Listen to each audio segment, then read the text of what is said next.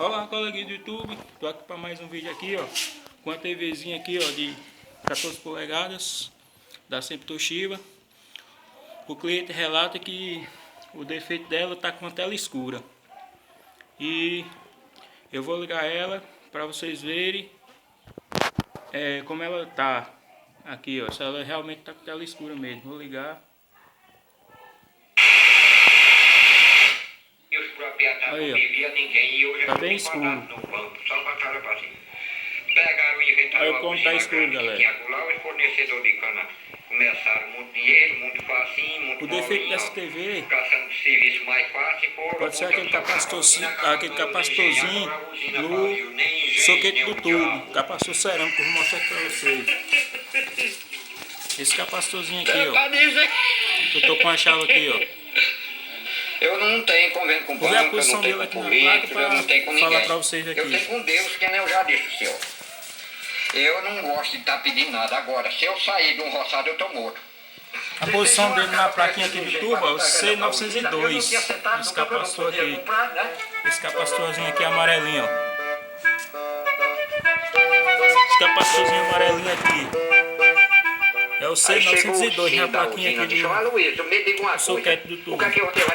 Mas o defeito dessa TV não é esse. O defeito dessa TV tá tela escura é o potenciômetro do playback alterado, ok, ó. Aqui, ó. Aí quando foi, vou fazer o ajuste aqui, ó. Aqui no screen aqui embaixo, aqui é o de foco. Aqui é o de foco, aqui é do screen aqui, ó. Vou fazer o ajuste no do screen, que é o do brilho. Aí outro. Vou girar aqui, ó. Na estrada dizia, a gente acabando com engenho. No sentido anti-horário aqui, ó. Com cana, acabando tudo aquela desgraça sentando. Não, no sentido horário. Aquele motor arrancado. Que é para aparecer o brilho. E acertar, agora vamos vamos ver como resolveu aqui, ó. Sabe quanto é o ruído? Ó, vendo, ó.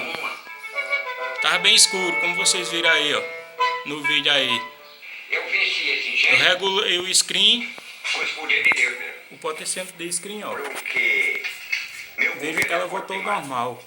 Meu governo quer Deus. Tem o potenciômetro do foco e do screen. Você vai no potenciômetro do screen e faz a regulagem.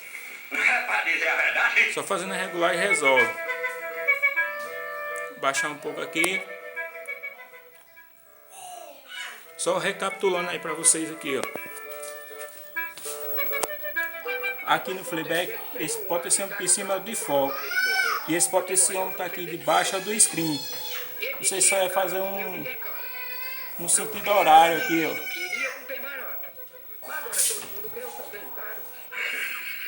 Sentido anti-horário, perdão, anti-horário.